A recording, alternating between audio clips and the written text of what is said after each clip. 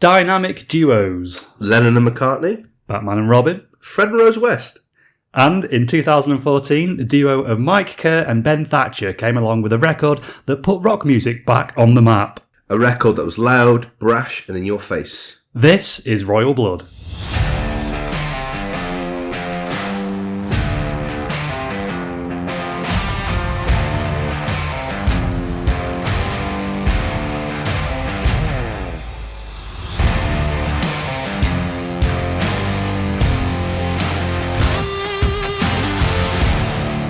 Hello and welcome to another episode of One More Music Pod. In this episode, we'll be looking at the explosive debut album from Royal Blood. We'll discuss the band themselves, the music, and look at what made their sound so unique. You could say we're going to figure it out. Dreadful. You could be so cruel. That was better.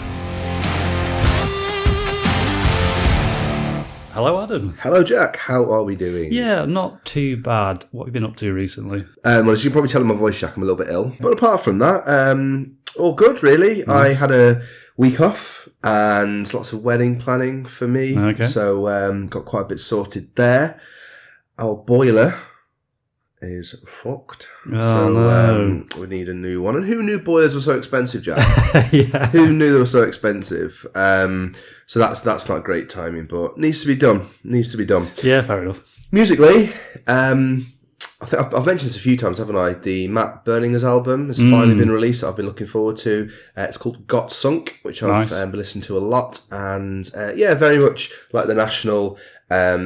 He's just a brilliant songwriter. I think if anybody likes The National, you should certainly listen to this album. And I've been informed, Jack, that one of my favourite bands is potentially going on tour. So, who's that? The Twilight Sad.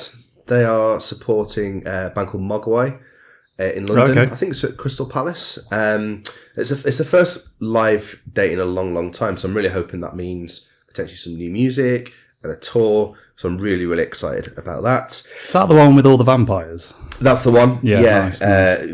Goths. Yeah. Yeah. They did actually support The Cure recently. Oh, okay. The ultimate goth band. Yeah. He's still rocking that goth look, isn't he? Yeah. Robert Smith. Yeah. He's about 60. I love it. He's probably older. He's probably like 70. Is he? Yeah, I think so. Wow. Yeah. But he's still sticking to that goth. Yeah, that the big goth hair. Look. He just doesn't care. Yeah, I like it. Fair That's play great. to him. Yeah, it's great Stuck look. to his roots. Also, in terms of vinyl, as you know, I'm an avid vinyl collector, close to vinyl on Instagram. I've purchased Gary Newman's The Pleasure Principle, which is a classic synth, sort of new wave, lovely album. It's again an album that I just don't skip it. For me, it's the perfect album. What about you, Jack? What have you been up to? Not a huge amount, really. Went to the theatre the other night. As you know, I'm a massive culture vulture. You are. Anything highbrow, you're there. Yeah. Do you know The Girl on the Train? I've heard of it. Yeah, it was Was it a film recently? Yeah, it was a book that came out about 10 years ago, I think. Okay. And then it was a film as well with Emily Blunt. Okay. And I went to see a stage adaptation of it the other night. And it's pretty good. I enjoyed it. One thing that really drove me mad, though, there was a lady sat about 4 or 5 seats down from me. Yeah. She was like the loudest mouth breather I've ever heard. She just sat. She was sat there like. Yeah. Sure she wasn't asleep? Well, that's what I thought. I'm sure at one point she was snoring. Yeah. So maybe she just fell asleep. Yeah, it was that boring. And it was just it was the most annoying thing ever. Yeah. Anything like that for me, any kind of like public space where you need to be quiet, I pick up on anything. Yeah. I mean, I'm quite noisy at the best of times, so I probably don't realise I'm also being quite noisy, but I'm thinking to myself, particularly in the cinema, like popcorn. Oh, it's awful. Why eat in the cinema? Yeah. We're not cows, we don't need to graze. Those rattling packets and sweet wrappers, it's just awful. Eat before you go in. I remember I went to see Wolf of Wall Street, and that's a 3-hour film. Yeah. And there was a bloke sat next to me that did not stop eating for the entire duration of that film. It drove me mad. It's ridiculous. He started off with like some nachos, so crunching away up them for like half an hour. The worst possible thing to eat in a cinema. Then he had popcorn, he was going on that for a bit, then a bag of sweets, and never stopped through the whole thing. It just, drove me nuts. There's no need, is there? There's no need. I'm thinking you've got this beautiful film in front of you that cost millions of pounds to make, and you're there like scoffing your face. Yeah. It just doesn't work. But luckily though, this lady at the theatre, at the interval, she left and didn't come back for the second half. Oh, so wow. that was okay. Happy days. Yeah. Is she okay? So, in our last episode, we looked into the legendary Rumours album by Fleetwood Mac. Adam, I think we both agree. Great album. Fantastic album, yeah. Almost a perfect album, I would say. Yeah, there's no songs on there that you wouldn't enjoy, is there? It's brilliant. Just comprehensively brilliant. Yeah, so obviously we gave our thoughts on the record, but we've also wanted to know what everyone else thought of it. So here's a bit of the feedback that we received. Sound and Vision on Instagram said it is definitely the best Fleetwood Mac album. I think I'd probably agree with that. In the Music Vinyl said their favourite song was either The Chain or Dreams, but they found it quite hard to choose, which I would agree. It's, there's probably about 5 or 6 albums on there. Yeah. Songs on there that I would argue are my favourites. And then Derek Statler, 17, said that The Chain was their favourite track on the album. Decisive from Derek. Yeah, well, thanks for that. Yeah, so thanks everyone for all your feedback. Remember, you can always contact us on onemoremusicpod@gmail.com, and we're also on Instagram and TikTok at onemoremusicpod. So, Adam, your homework for this episode was to find us a link between the album featured in episode 6, Rumours by Fleetwood Mac, and today's featured album, Royal Blood. So, how did you get on? A tough one, this one, Jack. I wasn't really looking forward to this because they're two bands that are so far apart, aren't they, in terms of like musical style and, I guess, time period. Yeah, I'll be honest, I'm quite glad I didn't have to do this one. Cause I thought the same thing. It was going to be tricky. Took me a while. There's very little out there, but I have found a link, Jack. Nice. Found a link. Hit me. So we all know about the amazing Stevie Nicks, don't we? Yep. She was in Fleetwood Mac. Okay. Yep. You with me on this? Yeah, I'm with you so far. Stuff. Yeah. And today's episode, as you mentioned, is all about Royal Blood and their self-titled album, Royal Blood. Still with me? Still with you. I'm glad you can keep up. Yep. Now this is where it gets cool. Okay. So in 2021, at a festival called Shaky Knees in Atlanta, love it already. Okay. Yeah. Something magical happened, Jack. Yeah. Both of these artists were on the same bill. Wow. I know. Bit more enthusiasm, Jack, on that one. I was expecting for you to really, go with this one. Yeah, no way. Okay, yeah. So a little bit more detail on this. So on the Friday, you had Stevie Nicks headline with other really good artists such as St. Vincent, Dermot Kennedy, and Mac DeMarco. Okay, yeah. And on the Saturday, Jack, Royal Blood were on the bill. They didn't headline. And I looked at who headlined, and it was a band called Run the Jewels. I can't say I've heard of them. No, that's new to me, yeah. And then even more, Jack, I'm really impressed with this, and I hope you are too. And then on the Sunday, guess who headlined? I don't know, tell me. The Strokes. Oh my God, wow. Boom. Yeah, we've done them too, haven't we? How do you like those apples? That's like 3 bands that we've spoken about. I know. Wow. Did I do well? First, well, I mean, so it's essentially the link you're giving me is that they've all played at concerts. Is that? To be fair, they're not artists that you would expect to see at the same festival, are they really? Stevie Nicks and Royal Blood. They're very different genres of music, aren't they? Yeah, and I don't know about Shaky Knees Festival. Yeah, that was going to be my next question. Yeah. Do we know anything about the Shaky Knees Festival? No, I don't. I don't know. We'll need to do some more digging, but I was really happy with that. Yeah. Especially when I saw the Strokes on the Sunday. Can you imagine my face? I thought, oh yeah, the Friday, the Saturday, and then on the Saturday it's the Strokes, and we've done an episode of the Strokes. So I mean, that is pretty good, though, to be fair, that all 3 bands that we've talked about were on the same bill. Yeah, I like that. Yeah, that is my link for this week. No, yeah, good job, Adam. I'll give you that. Thank you very much. 2014. What a year it was. Brazil hosted the World Cup. Lewis Hamilton won his 2nd Formula 1 World Championship. 12 Years a Slave won the Best Film Oscar. And as well as Royal Blood's banger of an album, we also had hit music from the likes of St. Vincent, the Black Keys, Taylor Swift, and Lana Del Rey, to name just a few. There was a lot of good stuff going on music-wise in 2014, so before we delve into this week's featured record, we've picked out a few other standout albums from this year and had a listen. Kind of a musical hors d'oeuvre to set us up for the main meal. Nice. Okay, and the album we've chosen are Ghost Stories by Coldplay, Lost in the Dream by The War on Drugs, and Girl by Pharrell Williams. Yeah, and we're going to decide which of these 3 we love, which one we like, and which one we're going to skip. shall we start with Ghost Stories? Yeah. So I was giving this a listen, and if I could use one word to describe this album, I'd say stargazy. Yeah. And for me, I remember the big hit off this one was Sky Full of Stars, wasn't it? I was a big fan of that one at the time, and still a fan of it now, actually. I remember, I used to drive to work, and I had this on my playlist that I listened to every day, and I must listen to it for about 4 or 5 months. I was really into that song. Yeah. But I never gave the whole album a go. So it was nice to sort of go back and listen to the rest of it. And yeah, I enjoyed it.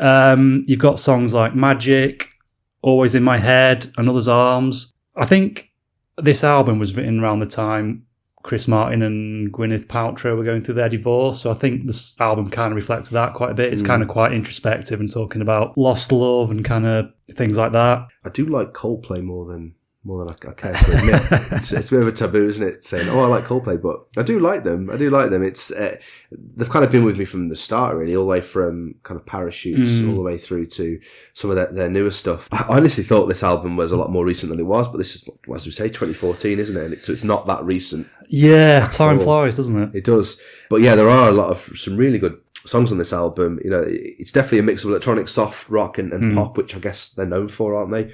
Yeah, just like you, I think Magic's a really nice song, isn't it? Yeah. And also Midnight, quite subtle but very emotional.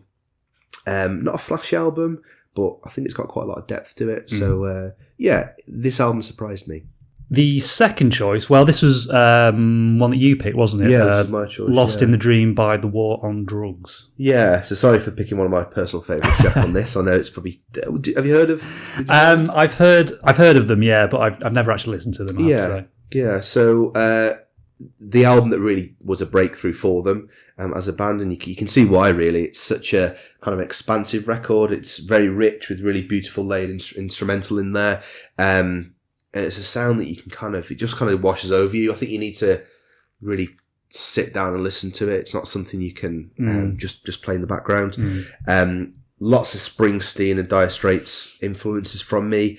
The standout track, and it's my standout track across all their albums, is Red Eyes. That chorus is something else. It's such a beautiful record and a beautiful song. I'm glad that you mentioned Springsteen there, Adam, because that was the first thing that came to my mind. I thought hints of Bob Dylan as well. Yeah.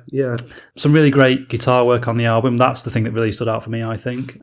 And then the third one we had a listen to is Girl by Pharrell Williams. Very different to the other two. Yeah, it was one of the biggest albums of the year. Obviously, Happy is the big hit song from the album, it was in the soundtrack to Happy Feet, wasn't it? The little penguins. Yeah, the penguins. Yeah. Penguins. Yeah. You love that. You've seen them all. Yeah, so obviously that was a big hit, and it kind of got played to death at the time. And then the rest of the album, we had songs like Brand New, which features Justin Timberlake. So JT, yeah. Put it in the notes. Always good to hear from JT. Oh, it is, yeah. You Know Who You Are. That's a really good song that features Alicia Keys. I was a big fan of that one. I don't know if you agree with me about that one, Adam. Oh, okay, fair enough. No, I'm joking. No. Yeah, it's a nice song. Come Get It, Bae. The one with... Miley Cyrus on guest vocals. Never say Bae again. I have to say though, that song I did enjoy that guitar riff that's on it. Very 1950s kind of rock and roll sort of thing. Yeah. I don't know if it is sampled from something, but it kind of sounds familiar. So as I've just mentioned, it's not maybe something I'd go to, and it kind of completely passed me by, this album. I've literally never heard of this album before. I'm glad I listened to it. There's a little bit of variety on this album, I guess. Pharrell Williams, for me, as you mentioned before we started recording, he was mainly known for being in NERD, which I do recognise. Yeah, lots of funk, soul, R&B in here, so I did enjoy that element of things. It was okay, Jack. It's a solid album. I can see why it was so successful. Yeah, exactly. Okay, so shall we start with the one we'd skip? Do you want to do a 3, 2, 1? Okay, let's do that. Yeah, let's okay. do 3, 2, 1. So, okay.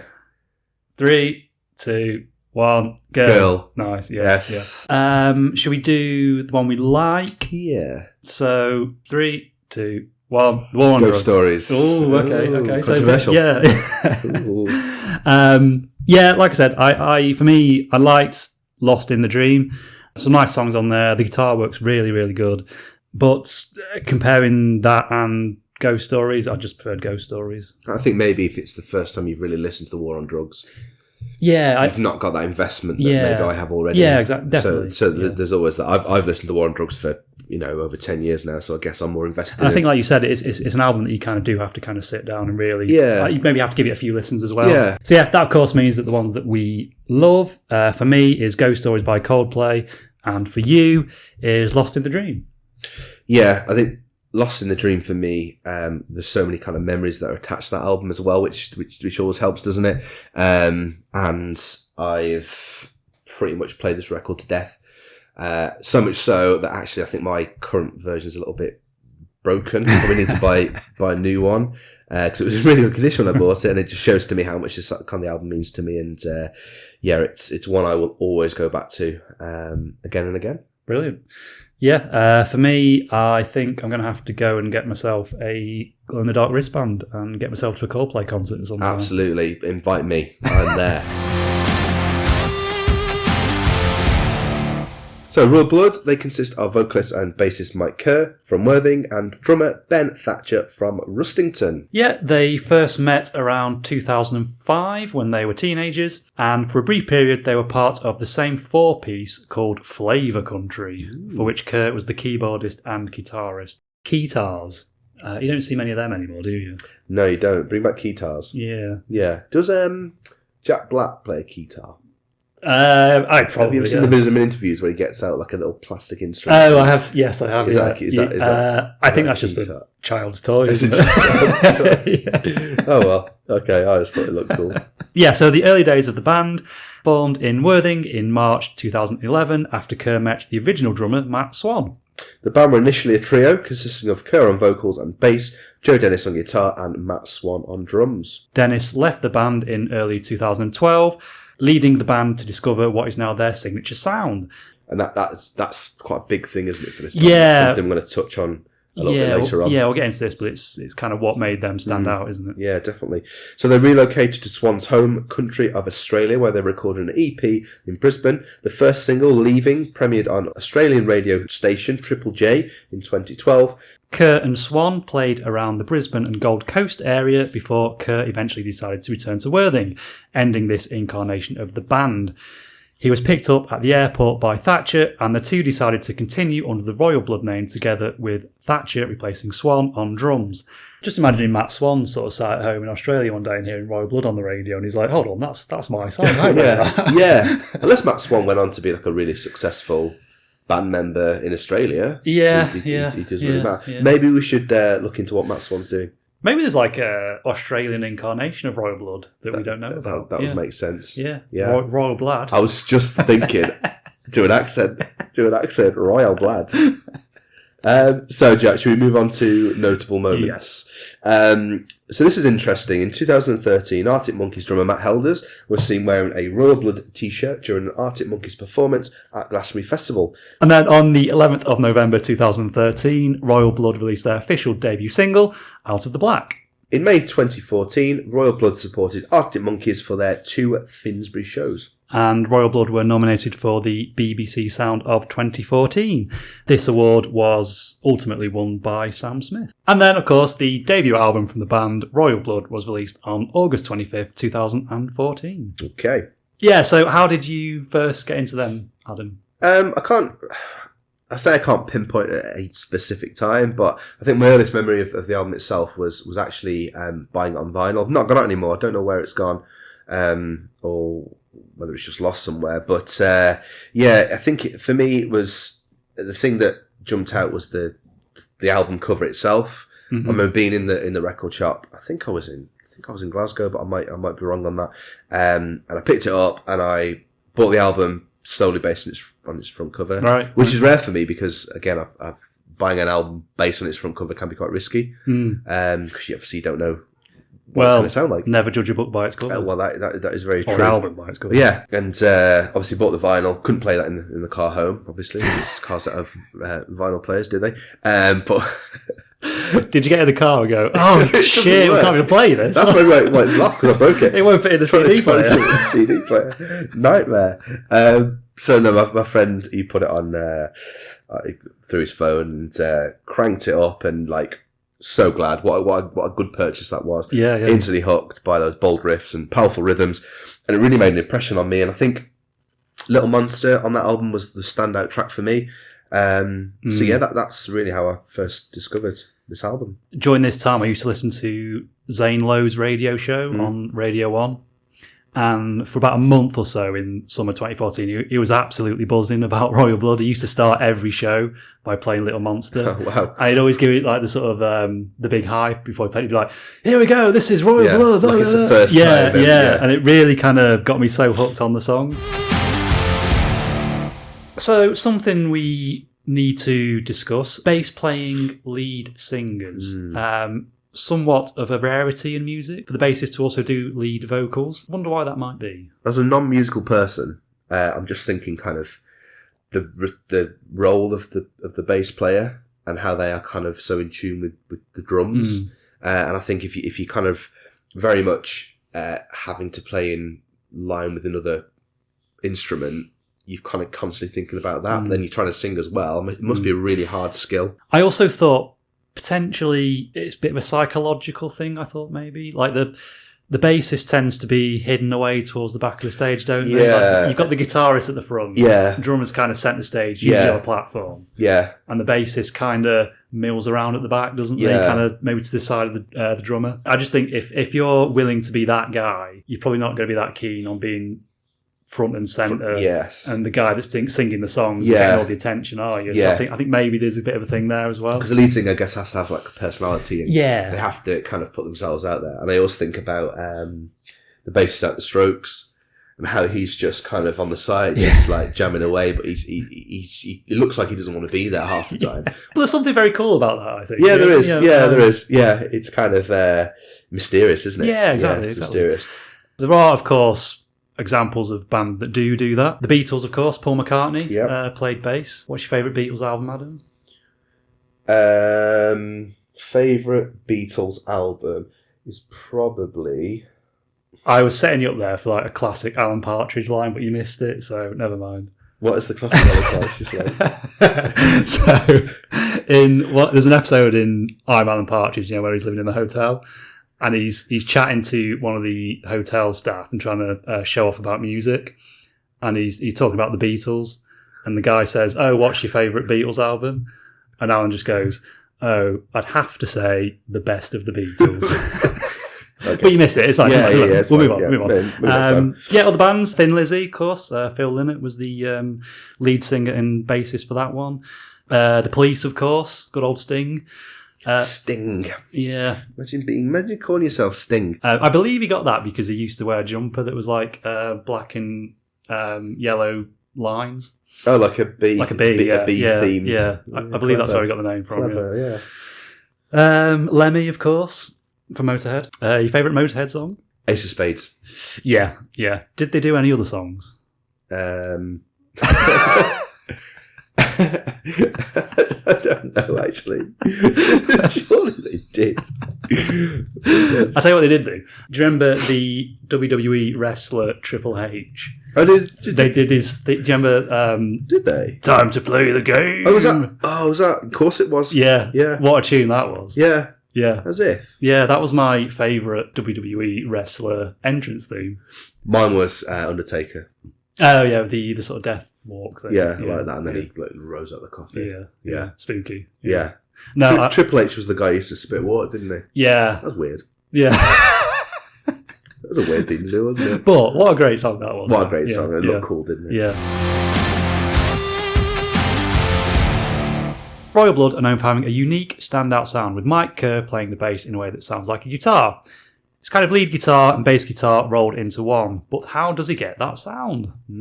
Teach me. First of all, the guitar. Now, a short scale bass is an absolute essential in order to follow the tonal footsteps of Royal Blood. Now, as I'm sure you know, Adam, a short scale bass is usually classified by a scale length under 31 inches. Yeah, definitely. The space in between the frets on a short scale instrument is smaller and the strings hold less tension across the fretboard than a standard bass guitar. This is perfect for Royal Blood as a lot of the bass parts share similarities with a lead guitar, which involves arpeggio runs and big bends. When you're holding down rhythm sections, the reduced string tension allows you to dig in hard on your picks for an aggressive, boomy attack. Are you with me still, Adam? You're still talking about guitar? Yeah. So that's the guitar you need. In terms of the amp, continuing with the guitar-bass hybrid setup, Mike utilises electric guitar amplifiers for their focused upper register frequencies, really making his bass pop through. And finally, the effects. Mike likes a few interesting effects to spice up his lead playing. Two types are octave pedals and pitch shifter pedals. The former tracks your playing and layers an octave note above your original sound, adding another level of depth to your tone. Pitch shifting, meanwhile, alters your bass tone completely and works well used in small bursts for dramatic effect. So to review, a short scale bass played through a guitar amp, not a bass amp, and a shitload of effects. So, thank you for that, Jack. It's very informative. So I guess we need to listen to what Mike Kerr said about his influences. There are so many elements of each guitar player I've absorbed, but for me it's all about Jimmy Page, Tom Morello, Josh Homme and Jack White. Those have been the ones who seem to have their own style and let their personalities bleed out through their playing. When I started out, I was influenced by them all so much, at times I was probably playing things that weren't even mine. It's a mixture of those heroes, and over time I found the areas where my sound doesn't cross with those players, and I found my own unique little gems. That's what it's all about, learning about who you are and what you can bring to the table. So yeah, Jimmy, Josh, Jack, any of those names that begin with a J. There we go. So it's time to get into the album itself, and as ever, I've prepared a jingle for us. The album. Jack. Yeah. Stop, that's the wrong band. That's Queens of the Stone Age. Do you want to try again, Jack? Or yeah, okay, yeah. No worries. The album. Jack, forget about it. Leave it. Okay then, so Royal Blood, released in 2014 on August the 25th. It was recorded in the Rockfield studio in Monmouth. Other bands that are recorded there are, you've got the likes of Black Sabbath, Motorhead, Judas Priest, Bad Manners, Iggy Pop, Stone Roses, to name just a few. Quite a lot of kind of big heavy rock bands there. Yeah, a lot of really good bands in there, isn't there? It was released on the Warner Brothers label. Produced by Tom Dalgetty, who also known for his work with the Pixies, Rammstein, Ghost and Susie. He was Grammy nominated in 2019 for his work on the Ghost album Prequel. And Mike Kerr and Ben Thatcher also have producer credits. Chart positions, it was number 1 in the UK album chart and number 17 in the US Billboard 200 chart. So, background, Jack. The recording of the album was kept under strict conditions, with the band essentially recording the album with only Mike Kerr's vocals and bass guitar, and Ben Thatcher's drum kit, with the exception of shakers and tambourines on some of the album's tracks. The production of the album did not involve the use of samples or overdubbing, which meant that most of the album's material was recorded in one take, thus producing a more natural sound as opposed to the popular method of recording various takes and combining them in the final mix. This album is all about stripping back to basics, guitar, drums and vocals. It's not subtle, it's not complex, just really straightforward, unapologetic heavy rock.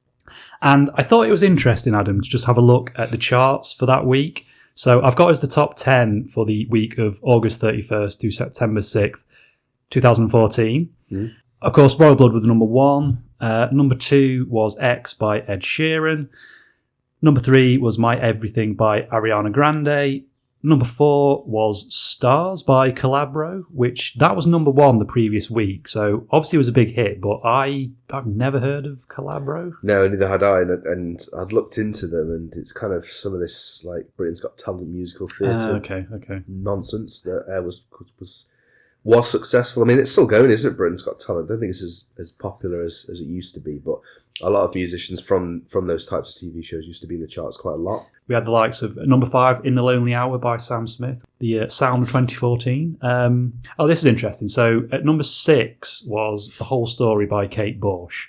And at number 9 was Hounds of Love by Kate Bush. So double Bush. Double Bush. Who doesn't love a double Bush? I was wondering why that was. And I think If I remember correctly, this was because her music was used in the soundtrack to Stranger Things, which had just come out on Netflix at the time. Interesting, yeah. Number 7 was A Perfect Contradiction by Paloma Faith. Wanted on Voyage by George Ezra, number 8. It's a very good album. And then finally, we had Blue Smoke, which is the best of Dolly Parton. Favourite Dolly Parton album? Very good. Nice little callback there. Well done. And I thought it was interesting to go through that just to show how that, guitar music was just non-existent at this time. Yeah. Royal Blood are the only rock band in that top 10. And it'd been like that for a long time, hadn't it? Because I think we'd had the early 2000s, this huge kind of like the indie music kind of boom. Yeah. And I think maybe did people just get a bit sick of that, a bit bored of it? Yeah, possibly. I guess that it's like a pendulum, isn't it? Things, disappear, come back, and maybe this was a time of this style of music getting back into kind of the public eye. The album cover. This album cover is a striking piece of surrealist art titled Falls, created by London-based artist Dan Hillier. Drawing inspiration from Victorian etchings, Hillier crafted an image featuring a masked figure whose attire reveals a forested landscape, while the mask itself opens to a starry sky. The juxtaposition of natural elements and cosmic imagery evokes themes of mystery and otherworldliness. The artwork was well received, earning the 2014 Best Art Vinyl Award.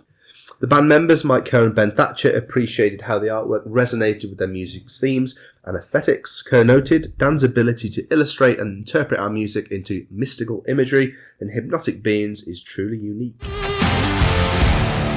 Right then, we've got 10 tracks. Starts off with Out of the Black. I got a gun for a mouth and a bullet with your name on it. A huge statement of intent from this opening track.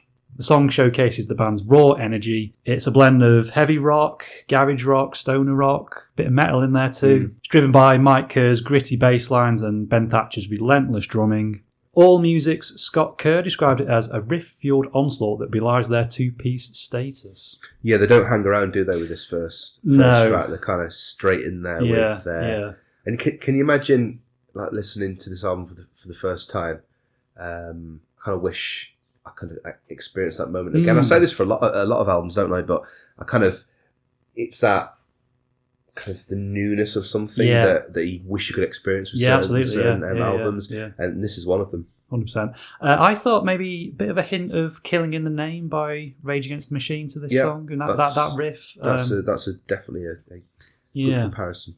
The song uses the metaphor of being dealt a crooked hand to describe the inevitability and harsh impact of betrayal, likening it to an unexpected bad event coming out of the black.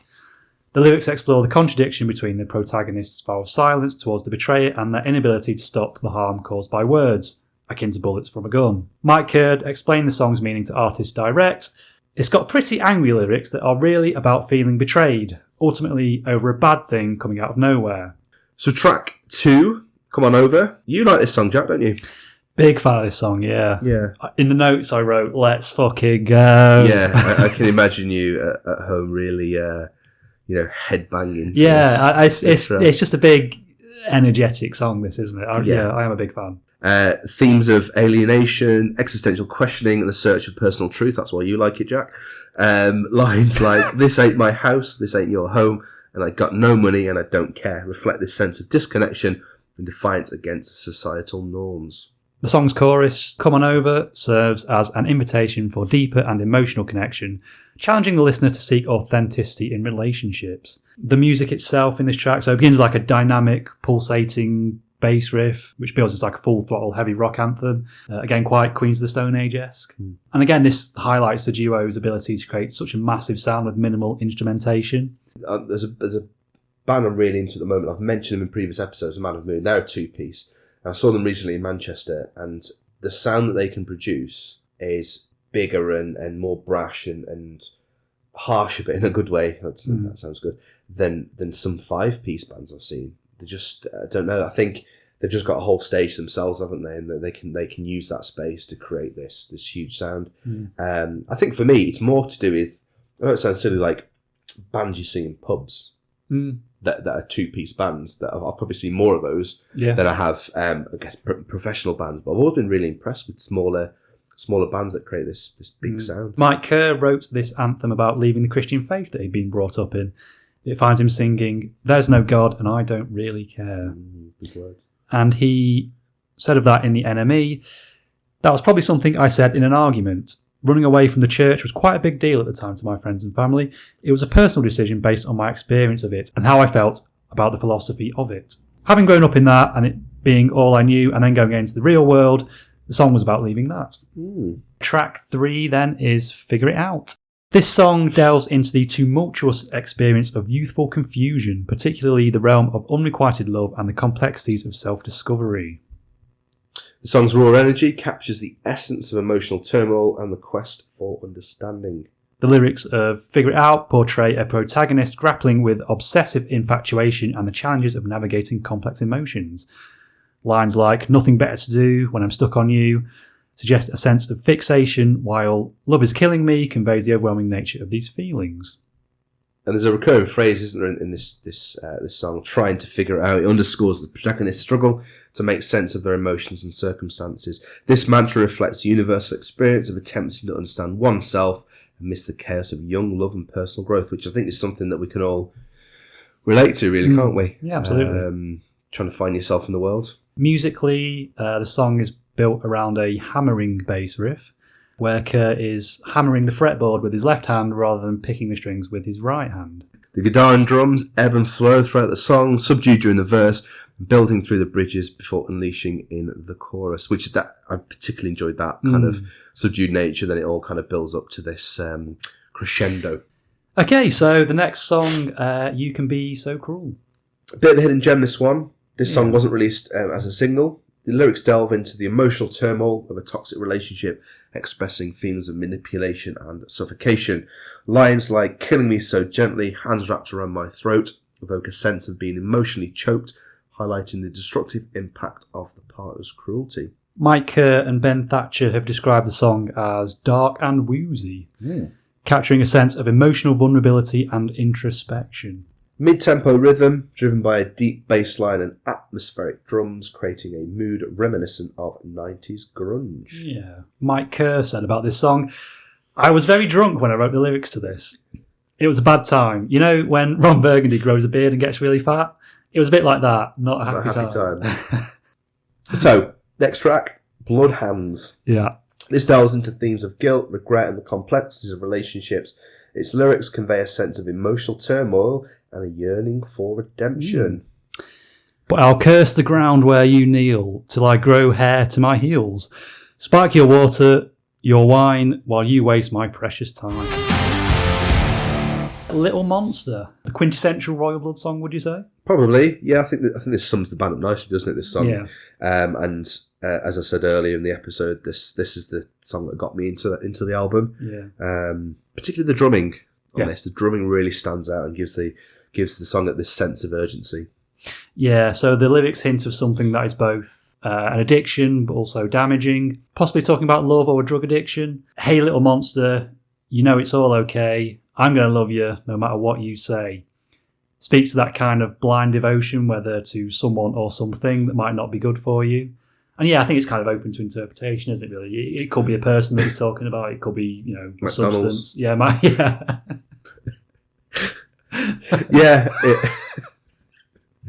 yeah. It's Mars bar.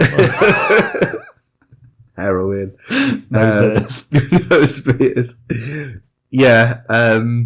I think we've to some extent we've all had that, haven't we? Whether it is, as you say, a relationship or just like bad habits that we do that aren't particularly good for us, and that kind of trying to break out that cycle.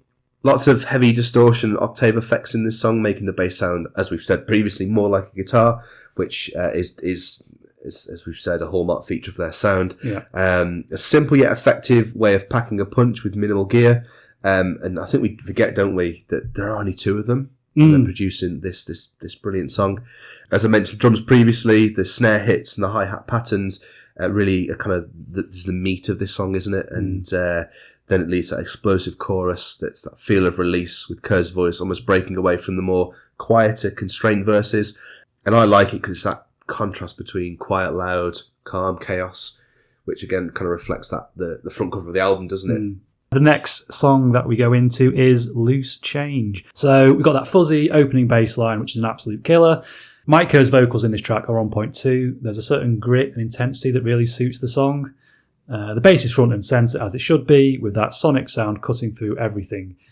You can feel all the raw energy in the way it's played. There's no holding back. So a really short, sharp, punchy track, about 2 minutes 40 seconds, with the lyrics really digging into feelings of disillusionment and worthlessness, which I think is a perfect formula for some really angry, powerful music. The metaphor of loose change really speaks that feeling of being kind of discarded or forgotten about. It's easy to ignore a coin on the floor. Nobody cares about loose change. But I think at the moment I would pick up any kind of loose change on the floor, Jack. Whether it's a couple of pence, anything helps. Key lyrics like loose change on the floor. You never know when to pick me up. These lines perfectly capture the feeling of being left behind, waiting for someone to notice you, but unsure if they ever will. In several interviews, the band mentioned that many of the songs on this album came together during their jam sessions. So Loose Change could very well have been one of those moments of spontaneous creation. Fascinating to hear that Mike Kerr often doesn't write out intricate parts for their songs up front. Instead, he prefers to layer and build the music over time, allowing the track to evolve organically. This approach really gives their music a sense of rawness and authenticity, letting the sound grow naturally in the studio rather than sticking rigidly to a structured plan. Just on that, Jack, what is your favourite type of jam? Strawberry. It's got strawberry? Yeah. I'm more a raspberry guy. I've always said the raspberry. Famously. Raspberry is the poor man's strawberry. What's your favourite jam, listeners? If you want to get in touch with One More Music Pod on Instagram or TikTok, please do, or onemoremusicpod@gmail.com. What is your favourite jam? Right, next song. Careless. Adam, tell me about this one. Okay, recklessness, anger and emotional chaos. This is Careless all over. It gives off a serious grunge vibe and we're absolutely loving it. That bass is a guitar. Don't forget about that. Apparently Mike Kerr took his bass guitar, threw on 2 strings and tuned them to whatever could handle it. And this is the result. Oh, that's interesting. It's a whole new level of creativity. This is another track where Kerr's bass guitar sound is front and centre. It's urgent, aggressive, and impossible to ignore. The drums on the track are really tight too, so while they're minimal, punchy, and forceful, they're not flashy. There are no crazy fills. Instead, we get a simple, hard-hitting beat that just drives everything forward. Similar to Little Monster, it gives you that feeling of kind of like tension and release that I really enjoy. The verses feel more introverted, like they're almost building up to something, and then again when that chorus hits, it's very explosive with that energy. And I think this is the one track where I really got White Stripes vibes. Raw, powerful, and just full of attitude. 10-ton skeleton. She took my heart, left me for dead. So this is a song about the massive burden of past love that one can't shake off. Got high from a holy vein, crashed down in a hurricane. Love has been here and gone. Again, lyrics that highlight the cycle of a strong emotional hit followed by a painful crash. 5th single, isn't it, this one? Came out in December, this one, so a nice sort of Christmassy Christmas song. Christmassy number, yeah. We've all felt that weight of a 10-ton skeleton on us around Christmas, haven't we? It's nice, isn't it? It's nice to get something like this around Christmas. And yeah, just look at those lyrics. Yeah, very poetic, aren't they? Yeah, they are, incredibly, yeah. So, finishing on Better Strangers, really good way to close out the album. A sound that's quite bluesy in parts, that twangy guitar, that howling of the vocals really stand out, giving the song a raw and emotional energy. Yep, the title itself is a nod to a quote from Shakespeare's As You Like It. I do desire we be better strangers. This seems to suggest someone pulling away from a toxic relationship. Wonder what happened to Mike Kerr. He seems like he's gone through some painful stuff in this album. Some really heavy stuff, isn't he? I hope he's okay. Has anyone checked in on him? I mean, the fact is they've released another 4 albums, which suggests he's probably doing all right. Yeah. He mentioned that this is his favourite track on the album, and you can definitely feel that passion in his live performances. And I've actually looked at some of live performances of this track, and you can see like in the way he's performing the song, he's really enjoying himself. And he shared that this is one of the quickest songs he's ever written, which kind of only adds to its genuine kind of off the cuff energy that you see in those live performances.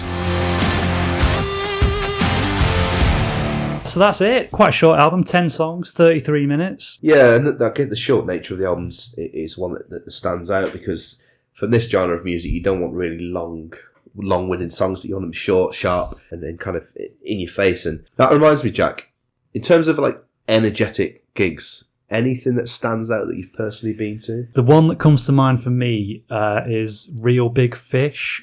Okay. Do you remember them? Yeah, just about. There was a bit of a wave in the late 90s, early 2000s of like ska punk, it was called. Yeah. You had like, No Doubt, probably the biggest one. Yeah, that's a whole genre that I've just completely forgot about. It was kind of pop punk. So like Green Day, Blink-182, that sort of sound, but with trumpets. Yeah, basically. Whack a trumpet in, it's ska music. Yeah. And Real Big Fish were one of those bands, and I was so into them for a few years, in the early 2000s. And I went to see them at the Manchester Academy in 2008. And the friend I went with, he was very keen on getting to the front of the stage. So we got there, pushed our way to the front. We were right at the very front, on the rail. And I imagine, because I know you quite well, I imagine you went through people and you were apologising. Oh, sorry. Sorry, can I just get through, please? Sorry, can I just get through? You're awfully polite. Yeah. So we did, and then the second that the gig started, there was just this huge kind of surge of people like pushing to the front as you get. So we were crushed against the rail, and we were kind of getting pulled forward and backwards and side to side. Yeah. I was on the floor at one point. Did you start crying, Jack? Well, yeah. I managed about 5 songs, and then kind of just slowly edged my way to the back. We had a drink. Left my mate. He was fine. Yeah. My friend was absolutely fine. I just left him to it. Yeah. And I just went and stood at the back for the rest of the show. Yeah. I guess it can sometimes get a little bit too much. Can't it? Especially if you've got. I always remember being at this gig that I was going to mention, actually, the Cribs at Carling Academy, and just to mention, like, when they used to be sponsored by Carling, the academies, that was hands down the best venues in the country. They were just so filthy, which really added to the enjoyment. This album, I just remember one guy being really like elbowy. He was kind of dancing about with his elbows out, so I'd occasionally catch the corner of his elbow. And he thought I was doing it deliberately, but I felt like saying to him, "Look, mate, you've got your elbows out. What do you expect?" This was the Cribs in 2006. Right. And I remember drinking a little bit too much before we even got there. So I got there and instantly sat on the floor because I just drank too much. And like sat on the floor for the whole thing, apart from when the Cribs were on. So that is Royal Blood. So what did people say about the album? Mike Kerr, on the creation of the record, said, "We just wanted to make something real, something honest. The best way to do that was to record it quickly, let it be messy and not get too caught up in overthinking. We've always felt the more you strip away, the more genuine it becomes." Ben Thatcher, on the energy of the album, said, "When we were making the album, we wanted it to feel alive. We didn't want to sit and labour over things for too long. The quicker we got it out, the more raw energy we kept. It's about capturing that moment, the moments where everything clicks, and when you can feel something real." NME on the band's impact. Royal Blood's debut is a statement of intent. Urgent, unstoppable, and destined to echo in the rock world for a long time. Their no-frills, no-nonsense approach to making music feels refreshing and dangerous. Personally, I think it's a great album. A solid, heavy rock, garage rock effort. Standout tracks like Figure It Out, Little Monster and Loose Change. The band delivers raw energy and tight musicianship throughout. Yeah, I'm a huge fan of this album. Songs like Little Monster, Loose Change are the big standouts for me. That just about wraps it up for episode 7 of One More Music Pod. We'd love to know what everyone thinks about this record. onemoremusicpod@gmail.com is our email address, and we're also available on Instagram and TikTok at onemoremusicpod. Check them out. We put little sections from the show up there, don't we? A few little videos. Give us a follow. Let us know what you think about the album. Don't forget favourite jams. So next episode, Jack, we are looking at Back to Black by Amy Winehouse. Yes. Something very different to what we've looked at previously. So as always, Jack, your challenge for the next episode is to find a link between this week's album, Royal Blood, and our next episode's album, Back to Black. and see what you can find out. Are there any links between the two? I'll have a dig around, see what I can find. So, until then, it's goodbye from me. Yeah, goodbye from me. We'll see you next time. See ya.